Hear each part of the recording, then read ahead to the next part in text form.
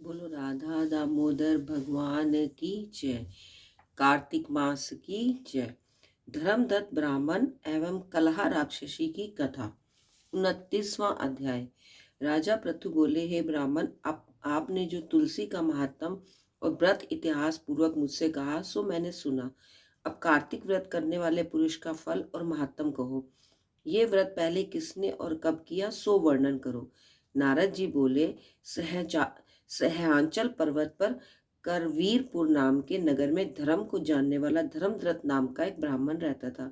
वह सदा विष्णु का व्रत पूजन करता, द्वादश अक्षर मंत्र का जाप करता और अतिथि सत्कार करता।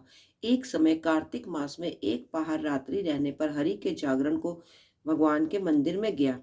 भगवान के पूजन की सामग्री लेकर जाते हुए उस ब्राह्मण ने मार्ग में टेढ़ी डाढ़, चलायमान लपलपाती जीभ, भीतर को गड़े हुए लाल नेत्र, लंबे होंठ, नंगी भूखे मांस वाली घर घराहट करती हुई राक्षसी को देखा। उसको देखकर वह कांपने लगा और भय के मारे पूजा की सामग्री और जल से उस राक्षसी को मारने लगा। भगवान का स्मरण करके तुलसी के जल और पूजन सामग्री से जो उसको मारा तो उसके सब नष्ट हो गए पाप। फिर वह पूर्व जन्म के कर्मों के फल से अपनी दशा को याद करके ब्राह्मण को दंडवत करके करके कलहा बोली, मैं पूर्व जन्म के कर्म फल से इस दशा को प्राप्त हुई हूँ। हे विप्र, अब मैं कैसे उत्तम गति को प्राप्त होंगी। नारद जी बोले, हे राजा, इस प्रकार नम्र होकर विनती करती हुई कला की दीन दशा को देखकर अति विस्मित होकर ब्राह्मण धर्मदत्त बोला, किस कर्म फल से तेरी यह दशा हुई है। पहले जन्म में तू कौन थी, कैसा तेरा स्वभाव था, किस कर्म के कारण तेरी यह दशा हुई, ये सब हमसे कहो। कला बोली, हे महाराज, सौराष्ट्र नगर में एक भिक्षुक नामक ब्राह्मण रहता था। उसकी स्त्री कला नामक अति कठोर स्वभाव वाली थी।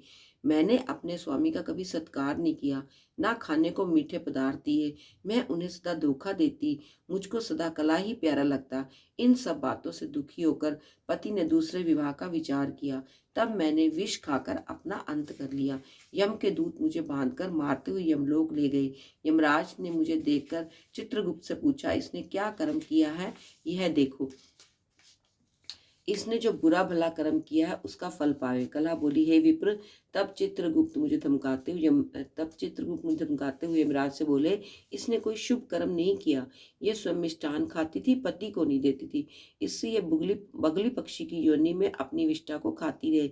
ये अपने पति से सदा द्वेष करती थी, इससे वह विष्ठा खाने वाले शूकर योनि में रहे।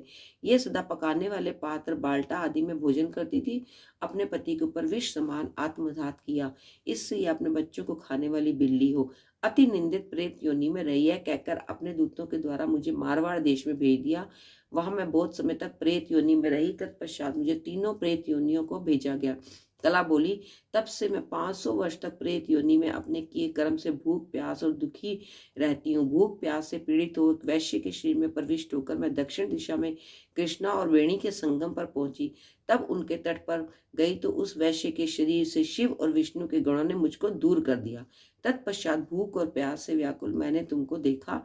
तुम्हारे हाथ में तुलसी मिला जल मेरे ऊपर गिरा, उससे मेरे पाप दूर हो गए। हे विप्रेंद्र, अब मेरी ऐसी कृपा करो जिससे आगे आने वाली 3 प्रेत योनियों से मैं मुक्त हो जाऊं।